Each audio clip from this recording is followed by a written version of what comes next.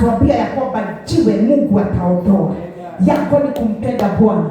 Biblia inasema from Mark 16 from verse 1 ya kwamba Salome and Mary wakanunua mafuta ya kwenda kupaka Yesu akiwa kaburini, kwa sababu yani walimpenda Bwana, walikuwa wamekaa na Yesu na walikuwa wamemuona kwa macho ya nyama. Wao walikuwa wanamjua, and so walipenda Yesu kiwango ya kwamba wakati alikuwa kaburini akiwa maiti, kuna Mary ambaye tulisoma ya kwamba Yesu akiwa hai alimuanoint na mafuta ambayo ilikuwa very expensive, mafuta manukiwega, akaanoint Yesu na alikuwa anapanguza na nywele yake. Lakini hawa ni wengine wakatayarisha spices ya kwenda kupaka mwili wa Yesu kaburini akiwa amekufa. Ni kwa sababu pia na wao kulikuwa na doubt nyingi sana kwa kila mmoja wao, na tunajua hata mitume na tunajua even Thomas hawakuwa wanaamini ya kwamba Yesu atafufuka kutoka kwa wafu.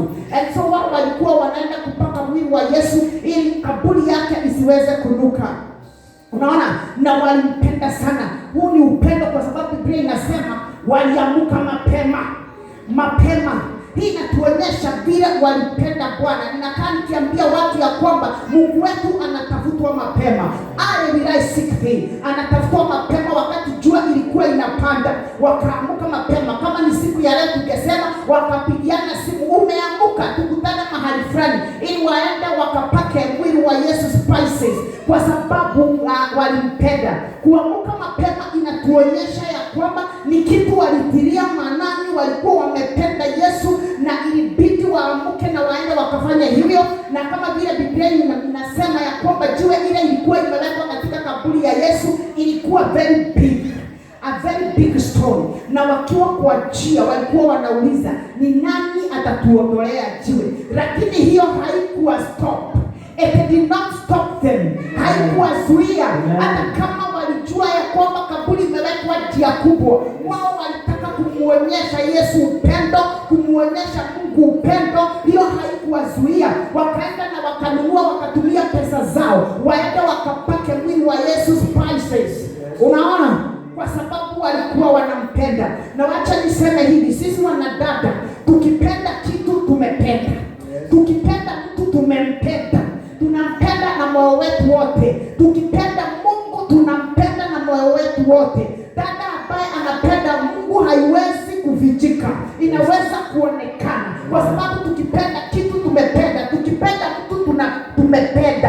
Yani mtu ambaye ameolewa akipenda another family anaweza kuinfluence mume wake waweze kupenda familia fulani, waweze kupenda mtu fulani, ana influence mpaka watoto waweze kupenda mtu fulani, waweze kupenda familia fulani, kwa sababu amempenda. Tukipenda tunapenda na mioyo yetu yote. Wanadada wakipenda kitu, wakipenda Bwana, wakipenda watoto, wanaweza sacrifice themselves, even fasting and praying, kwa sababu wanapenda familia. Mtu anapenda mumewe, mtu anapenda watoto wake. Tukipenda marafiki, oh my God, we worship you, we give you glory. Tukipenda rafiki tunashinda kwake, tunashinda tukipiga simu. Watu wanaweza kuona katika kijiji ya kwamba tunapendana, kwa sababu wanadada wakipenda. Na hawa wadada walipenda Yesu, because waliambiana asubuhi na mapema, tuamuke tuende tukaanoint mwili wa Yesu. Na ninaombea kanisa ya kwamba kila mmoja wetu tutapenda Yesu, tutapenda Bwana.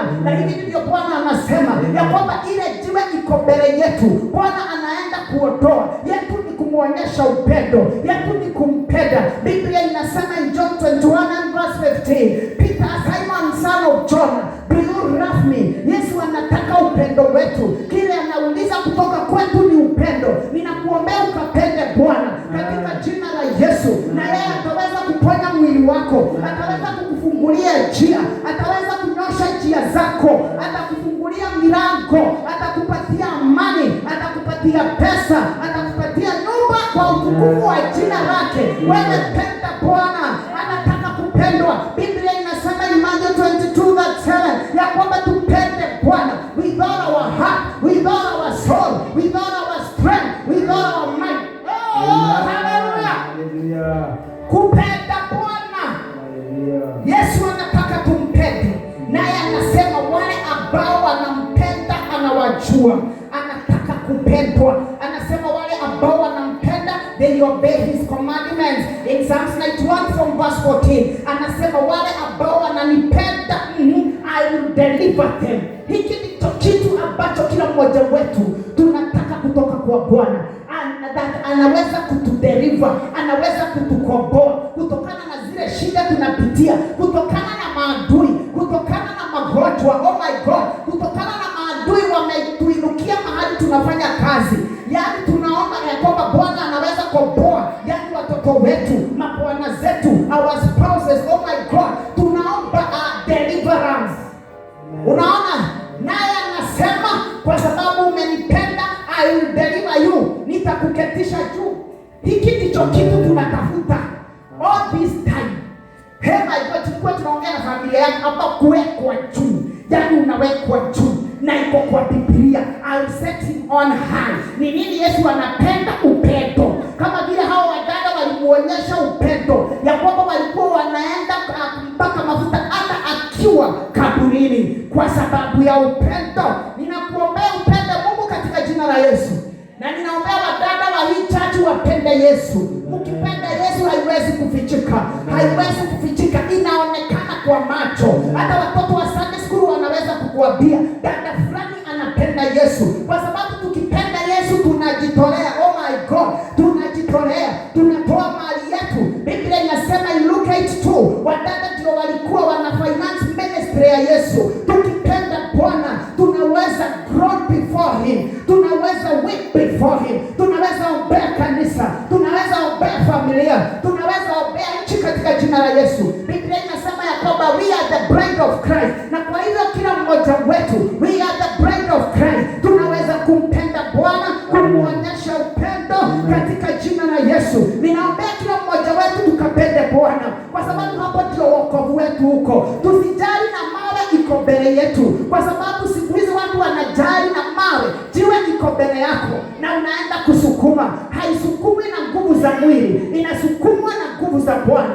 Yako ni kupenda Bwana kama hao wa mawe. Na wakati walionyesha Yesu upendo, guess what? Walikuta jiwe imeondolewa. Pigia Bwana makofi hapo. Ile kazi unapewa ni ya kumpenda Bwana. Biblia inasema waliamka mapema. Unaona? Hey, haleluya. Na Mungu amekuwa akituletea huu ujumbe every other time ya kwamba waliamka mapema.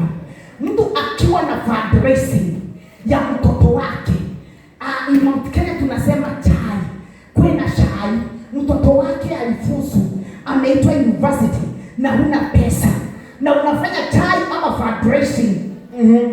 Ya kwamba watu wakitoka kanisani saa 10 wakuja ili wa fundraise, tukuinue, tukushikilie uweze kupeleka mtoto shule, ama uko na bill ya hospitali ya mwenzako ambaye unampenda amelazwa hospitali, na kwa hiyo uko na fundraising nyumbani na unapaga, maybe unapika chai, unangojea watu wakuje, unaweka viti, unaona, unangojea watu wakuje saa 10 inafika na time inaendelea, dakika 10 hakuna mtu anakuja, na unangojea hizo fedha ili uweze kujisaidia, uweze kusaidia yule ambaye unapenda, maybe ni member of the family, ama upeleke mtoto shule. Hey my God, watoto uliaga wanauliza, sasa mimi nitasoma, na saa hiyo mtoto amefanya yake na amepita. So unangojea watu walete yani pesa zao wakusaidie.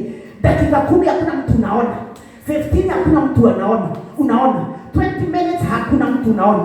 Kwa bahati nzuri, maybe mahali unafanyia kazi, ama kwa bahati nzuri mlijuana na somebody na si wa familia, kwa sababu familia lazima wawe hapo. Familia lazima wawe hapo. Ni watu wengine mmejuana, ukabahatika kujua tajiri fulani, ukampatia kadi, baada ya 20 minutes unamuona. Hey, haleluya. Amekuja before everybody. Ama wale watu wanafika mapema, vile unasikiaga, unawapatia kiti ya kwanza na watu wanaendelea kukuja, unasikia, yani unasikia kama umekunywa maji, ulikuwa na kiu, umekunywa maji. Vile mtu anasikiaga katika kichwa chako. Kuna watu unaona katika kichwa chako, hawa lazima wakute, hawa lazima wawe hapa. Yani muda unaenda hivi, nini sherehe inaanza, hawa Hawakuji either. Kuna watu wanakuja katikati ya sherehe ikiendelea. Kuna watu wengine wanakuja kabisa, wengine watu hata walienda. Kuna watu wengine wanatumana. There is what somebody feels. Na kulingana na vile wanakuja, unajua mahali wamekuweka. Wadania hosho, unajua mahali wamekuweka. Na hao wanafanyia ibada yako, ama si ibada, inaitwa sherehe yako madharau.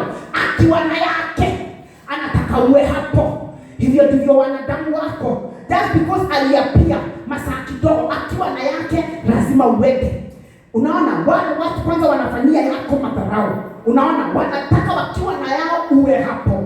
And so wanadamu, they have a way, vile wanatransact na wanadamu wao wenzao, wanafanyia Mungu the same. Ya kwamba katika ibada, katika ibada ya Mungu, hivyo ndivyo Mungu anasikianga. Amekaa hapa asubuhi, anaangalia nani atafika akiwa wa kwanza. Kwa sababu wale wanafika wakiwa wa kwanza, labda ni tajiri fulani. Kabisa unajua ayara akifikiria, amekuchukulia mzigo, anakupenda. Either anajua Bwana, kuna kitu unaonaga, either ni Mungu anajuana. Oh my God, kwa sababu watu hawajazoea kuchukuliana mzigo hivyo, isipokuwa kulipana. Ulikuja na mimi nitakuja. Anakuchukulia mzigo. Hivyo ndivyo Bwana anasikiaka wakati anakuona umeapia kwa gate asubuhi na mapema katika ibada. Na wale watu wanafanyia ibada yake madharau, wanataka awakiwa na shida, akimuita Mungu aajibike hapo hapo. Na yeye anajiuliza, mikutano yangu, kazi yangu unafanyaga aje? Haleluya. Mwadhani ya hosho. Hivyo ndivyo Mungu anaangalianga. Vile unaangalia ukiwa na sherehe, hivyo ndivyo Mungu anasikianga. Wakati nilikuwa natayarisha huu ujumbe, Mungu alikuwa ananiambia nasikianga hivyo. Mtu anajivuta katika mambo yangu, katika kunitumikia. Lakini wakati yako na shida, anataka nimuondolee jiwe haraka. Haleluya. Pokea ufunuo katika jina la Yesu. Kwa sababu Mungu anaona upendo ule umempenda naye. Na time is very important when it comes to worship. Wakati wa kuabudu, time ni muhimu sana kwa Bwana. Na hata katika maisha yako, wao wanakuja sherehe yako mapema, there is a way you feel. Unaona wanakupenda.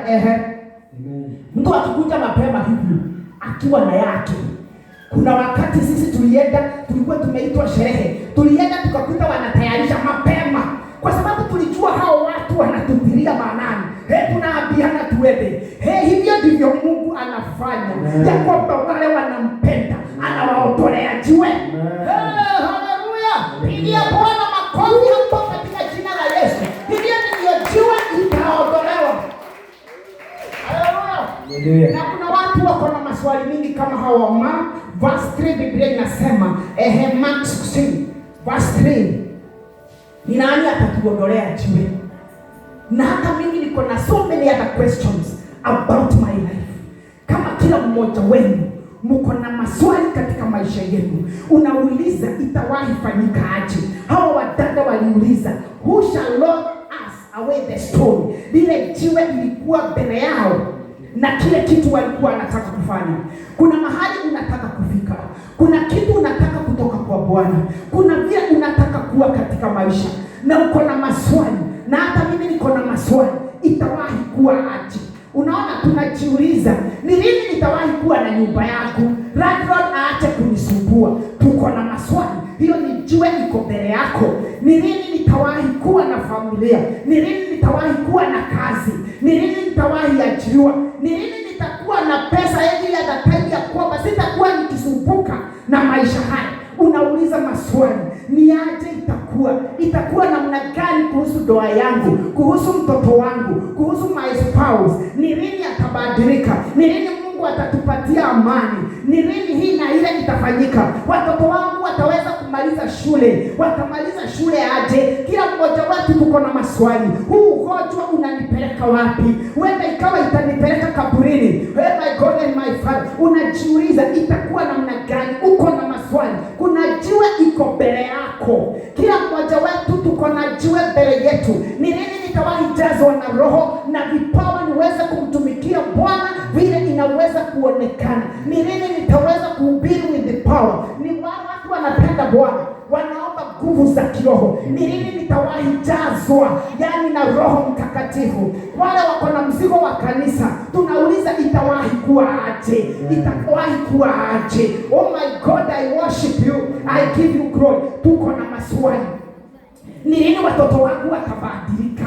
Hey, you know, ni lini? Yani kila mtu ako na maswali mbele za Bwana. Maswali. Hey, we worship you Jesus, we give you glory, we magnify your holy name. Nataka kutangaza nguvu za ufufuo katika nyumba ya Bwana in the name of Jesus.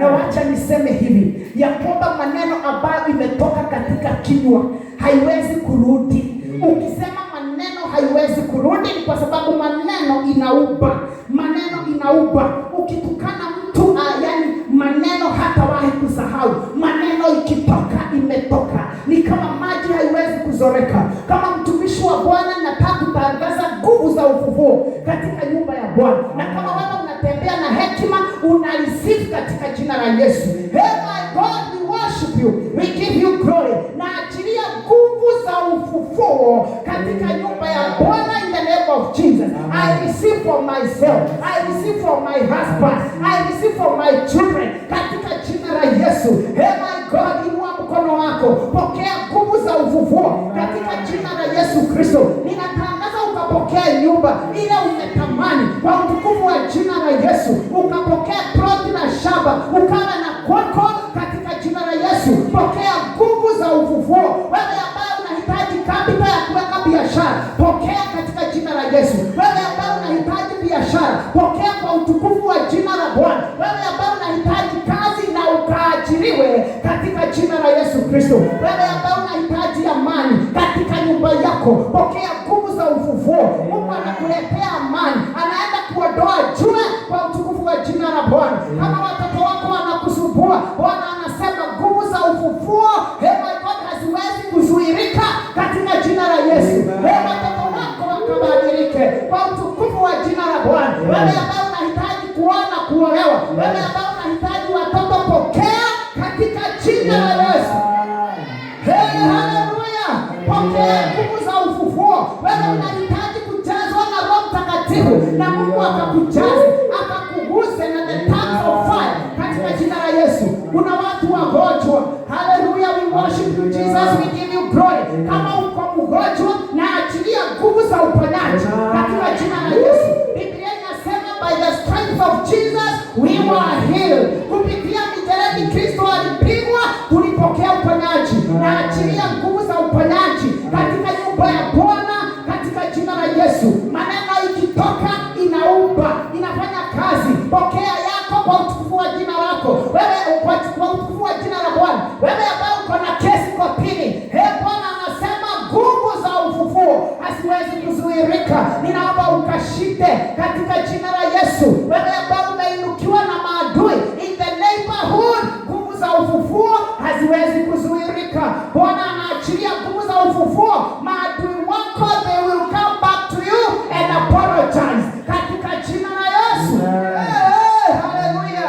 Pokea maisha mapya, Mungu akakurebeshe katika jina la Yesu. Sisi ambaye tuko na mzigo wa hija, tunapokea nguvu za ufufuo ya kwamba Bwana anaenda kubadilisha mambo, Bwana anaenda kubadilisha hali katika jina la Yesu. Anatupeleka utukufu mwingine. Hey my God, I receive in the name of Jesus. Pokea uponyaji, pokea ukombozi, pokea urejesho katika jina la Yesu. Neno la Bwana linaumba, linatengeneza mambo, linafufua hali. Heri mahande, heri mazika, ikamazike. We worship you Jesus, we give you glory, we magnify thy holy name, we exalt you. Ukiwa katika nyumba ya Bwana, tembea na ufunuo. Sema I receive. Kuna watu walipokea, wanatembea na ushuhuda. They go testifying everywhere, I have seen the Lord. We worship you Jesus, we give you glory, we magnify thy holy name. Pokea pesa katika jina la Yesu. We worship you Jesus, we give you glory. Bwana anaenda kurebesha maisha yenu ili mkaweze kumtumikia. Pigia Bwana makofi. We worship you Jesus.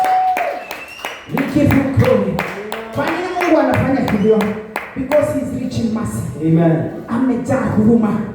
Amejaa huruma. Neema yake haiwezi kuzuiliwa. Wakati mwingine uko mahali uko ni kwa sababu ya rehema za Bwana. Kama kuna kitu ilikuwa inaangaliwa, kama kuna requirements ilikuwa zinahitajika, maybe who can score even a half.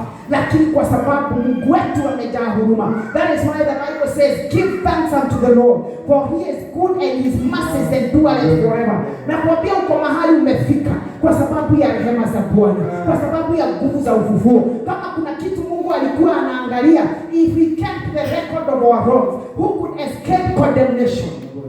Rehema za Bwana. Pokea rehema za Bwana katika jina la Yesu. Hey, I receive in the name of Jesus.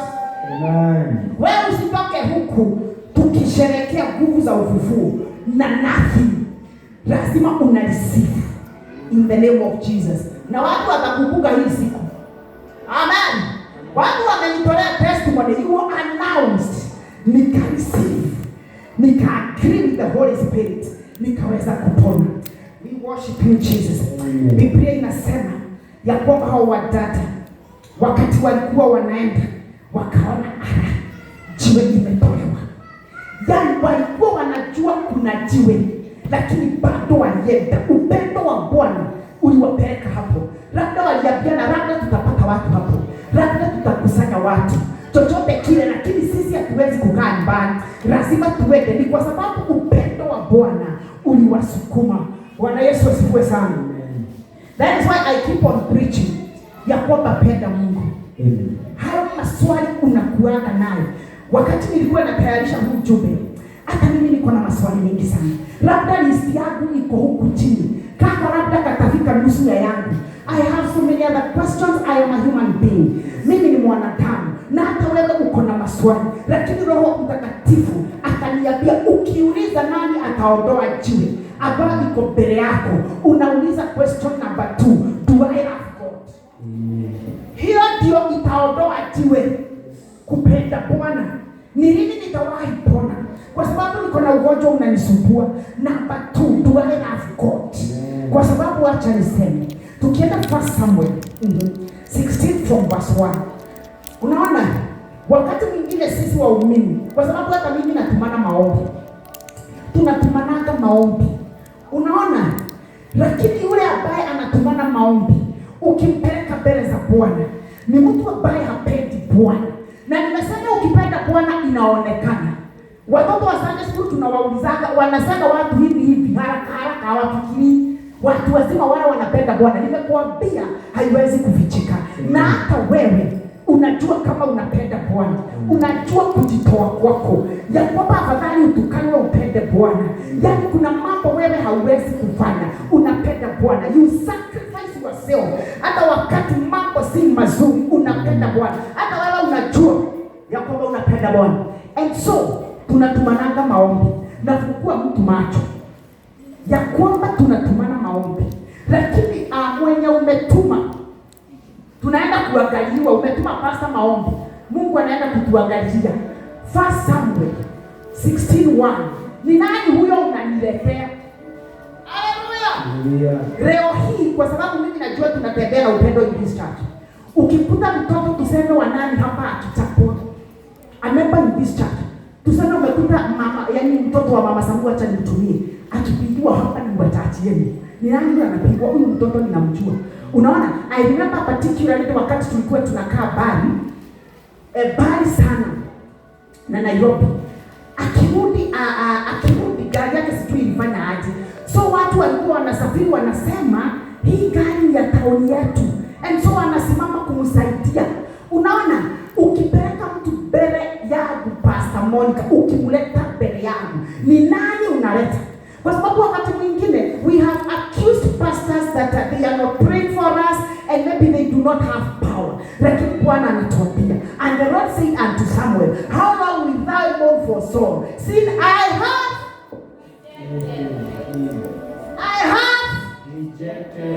so ukisema Mungu hajajibu maombi ya pastor, enda hapa chini, do I have God? Ni nani huyo alipeleka mbele za Bwana? Kwa sababu kuna wengine unapeleka, yani hata you feel it in the spirit, hata maombi iko na breakthrough, lakini kuna wengine zingine unasikia kuna hukumu. Ninakuombea usiwe huyo katika jina la Yesu. Kwa sababu hajaonyesha Bwana upendo. Wakati uko na maswali unajiuliza, do I love God? Wakati unatumana maombi, do I love God? Ni nani huyo anapelekwa mbele za Bwana? Bwana anaenda anatuambia, I have rejected him. Can you imagine? Na kuombea utoke hapo katika jina la Yesu. And you can tell if you love the Lord. Mungu akusaidie. Nimesema mambo ya kupendana. And let me tell people this. Mimi napenda kufichulia watu siri. Haya maisha tunakaa ni ya kiroho. Unaona? Maisha ni ya kiroho. Na kwa wale werevu wanaicheza kiroho, zile vita unapitia ni za kiroho. Kama kuna opposition una experience, kuna mahali unataka kufika haufiki, usifikirie kitu kingine. Hizo ni vita za kiroho. It is not a physical battle, it is a spiritual battle. Kuna forces zinakupiga. Unaona? Mahali popote unataka kwenda unasikia iwezekani. Imekaa miaka 10, imekaa miaka 5. Kuna forces of darkness zinakupinga. Maana Biblia inasema Ephesians 6 from verse 12 ya kwamba hatupigani na mwili na damu, tunapigana na maroho inatupiga. Na kwa wale werevu wanajua hii maisha ni ya kiroho, na stahili kupigana rohoni. Hallelujah. And that is why utakuta mtu, hata mimi pasa na jini zake, mtu wako na shida kubwa, na hata mimi niko nazo, lakini unaona hako serious na Bwana, nikeyoria tiriri, shile jeni kingi kamukura, ni nini itamukomboa? You know, I keep on asking myself those questions. Mtu hako serious na Bwana, lakini akona mambo inamsumbua, etagirira kingi kamukura. Not unless uonyeshe Mungu upendo, upende Bwana. Na hivi ndivyo Bwana anasema, kwa wale tunatembea na ufunuo, anasema endeleeni kunipenda. Jiwe mbele yenu ni mimi nitaondoa. Niachieni jiwe. Hiyo ni kazi yangu. Hallelujah. And that is why watu wanatembea na ufunuo. Every time unakuta hawa mama walikuta ara. Yaani jiwe ukirudi hapo Mark 16 verse 4-5. Walikuta jiwe imeondolewa. Unaona? Wanasema ala. And when they looked, hallelujah. Nataka kuachilia ufunuo. Kwa wale wako katika huu ufalme, baraka zako zitakuwa zinakuja na mshangao. Jiwe imeondolewa. As you continue trusting God, jiwe imeondolewa. Unaona? Kuna mambo ninapokea katika maisha yangu inafanya nilie. And that is why I love God. Mungu sikufikiria utanifikisha hapa. Unalia jiwe iliondolewa. As you continue loving God. Hivyo ndivyo Wakristo wataendelea kubarikiwa. Ya kwamba wachana na jiwe. Lakini unakuta mama fulani na mzee fulani wamesukuma jiwe ya ndoa, wanataka kuiondoa. Haiwezekani. Enda kanisa ukatafute Bwana. Cheza kiroho my friend. As you continue loving God, ndiposa utakuta lile jiwe limeondolewa. Hallelujah. Watu wanasukuma jiwe ya umasikini, wanang'ang'ana hapo. Biblia inasema hii jiwe ni kubwa. Hii jiwe ni kubwa. Hata ukishinda hapo, rudi kanisani upende Bwana. Kama hawa wamama, utakuta jiwe limeondolewa. Hallelujah. Na miujiza yako itakuwa ara. Amen. Kuna miujiza yani unakuta kai wanaotikirogo. Hey my God, I worship you as you continue loving God.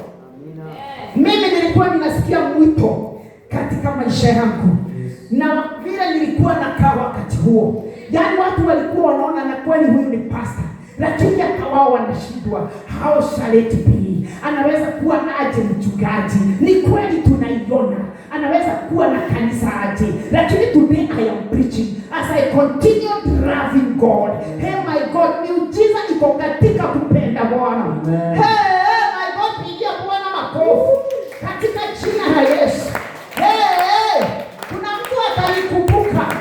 You will remember me. Kuna watu wanasukuma, and that is why they are not serious with God. Wao wako kwa kusukuma. Ndiposa hawakuja kanisa leo. Wengi wale hawakuenda katika mji huu, wanasukuma jiwe. Hii jiwe inaondolewa na nguvu za Bwana. Ni wapi nitapata nguvu za Bwana? Katika kupenda Bwana, katika kutumikia Bwana, katika kwa Bwana, katika kumtumikia, katika kutembea na utakatifu, katika maombezi. Hii jiwe siwezani, achana na jiwe, rudi kanisani ukatafute Bwana. Amen. Haleluya. Haleluya. Na wewe utakuwa unakuta Amen. I worship you Jesus. I give you glory. Even in this church tunaambiwa pendeni mwa Bwana, vile nitafanya mtakuja kustuka. Yani jiwe iliondolewa. Hallelujah. Oh my God, I worship you. I give you glory. Wafungue macho Bwana, ninaomba kama Elisha, wafungue macho, watambue ukweli wako, wanapoendelea kuinama, wanapoendelea kukutumikia, wanapoendelea na maombezi, wanapoendelea kukupenda na njia takatifu na kufunga. Tazama jiwe imeondolewa, watakuta mawe yao imeondolewa katika jina la Yesu. Hallelujah. Hapa ndio siri ziko. Mimi kuna wakati nimetumia muda ninasukuma ile jiwe na nguvu zangu, unatukanwa, unarudisha, unajipigania, unaona pesa imeenda chini. Sasa afadhali usikuje church, sasa afadhali ujue kila utafanya, afadhali compromise the word of God uweze kusukuma jiwe. Lakini Bwana anasema hili jiwe ni langu, uweza ninalo, ninataka nguvu za Bwana. Ni wapi nguvu za Bwana zinapatikana? Katika nyumba yake. Endelea kutumikia Bwana, endelea kuomba na kufunga, hapa ndio power inapatikana. Haleluya. Kuna watu walifanyiwa mambo na Mungu, walifanyiwa mambo haya. Na Isaac alikuwa anaongea asubuhi about Zekaria. Zekaria alikuwa na jiwe kubwa sana, unaona, jiwe kubwa sana ya utasa. Wao na Elizabeth, the parents of John the Baptist, hawakuwa na mtoto kwa muda mrefu. Unaona, na Biblia inasema in Luke 1:11 ya kwamba hata katika umri wao waliona hawana lingine. Ni wapi mtoto anatoka kwa Mungu. Kwa hivyo lazima sisi tuendelee kumtumikia, lazima sisi tuendelee kumuonyesha upendo, kwa sababu mtoto hatutapewa na president, mtoto hatutapewa na manabii, tutapewa na Mungu. Kwa hivyo ni nini nitafanya? Niendelee kumtumikia Bwana. Biblia inasema wakati alikuwa kwa madhabahu, and there appeared unto him an angel of the Lord standing on the right side of the altar of incense, akitumikia Bwana. Biblia inasema akaona malaika. Hivyo ndivyo watu wa Mungu wanabarikiwa, as you continue serving God. Unapoendelea kuja kanisani, unapoendelea kupenda Bwana, unapoendelea kumtumikia, jiwe ya ndoa yako itaondolewa. Hivyo hakuna vingine. Watu wanaenda kwa counselors na utaenda sana, watu wanaenda sijui wapi, watu wataenda sana, watu wanajiambia tufanye gani na watu watafanya sana. Hiyo jiwe litaondolewa na nguvu za Bwana.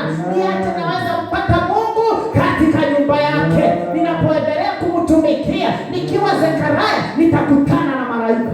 And that is why watu wengi vile wanakombolewa, watu wanapatiana testimony. Amen. Watu wa Mungu vile wanakombolewa, people give testimonies. Haya. That is why David ni kama hawa mama Ana, jiwe yake iliondolewa akiwa kanisani, akiendelea kutumikia Bwana. We have Joseph in Genesis 39 and verse 9, ya kwamba yeye alifanywa yote na ndugu zake, wakamweka kwa shimo, wakamtoa, wakamuuza Egypt, akaenda kwa Potiphar's house. Na bibi ya Potiphar alikuwa anamseduce. Unaona, yeye akaona mimi wacha niendelee, sijui nitawahi rudi Kanaani yake, kama nitawahi muona baba yangu tena, nitaona brother zangu tena, I do not know, but one thing I know, ya kwamba nimpende Bwana, nione Kenya naweza kunifanyia. Akakataa kulala na Potiphar's wife. Anasema how then can I do this great wickedness? Hii ni kupenda Bwana. Wanaopenda Bwana hutii sheria zake, and sin against God. Ninaweza kufanya hii tendo kubwa aje, dhambi kubwa hivi, I sin against my God. Akapenda Bwana, naye alifanyika kuwa prime minister in a foreign land, alifanyika kuwa mtu mkubwa. Hivyo ndivyo watu wa Mungu wanakombolewa. Najua wakati alifanyika kuwa mkubwa, alisema jiwe yangu imeondolewa. Wakati alitumania familia yake, he thought we'll never see his father again. again and his brothers again. As he continued loving God, Mungu alimletea mahali alikuwa. Hivyo ndivyo watu wa Mungu wanakombolewa. Hallelujah. Wanasema, we have Paul and Sila in Acts 16 and verse 26. We have Paul and Sila walipigwa, wakatapwa, wakaingizwa yani huko ndani, yani inner cells, ndani kuliko kila mtu. Lakini walichagua nini Paul and Sila? Kumwimbia Bwana. Walichagua nini? Kumsifu Bwana. My God. Ninaona watu wamefungwa. Kama ni sisi sijui ni kulalamika kiwango gani. Watu wamefungwa na heavy blocks of wood. Wamewekwa inner cells. Lakini waliamua kumpenda Bwana. Waliamua kumpraise Mungu. Katika uchungu wao, katika damu, katika machozi, katika yale mambo walikuwa wanapitia, walichagua kumpenda Bwana. Oh my God.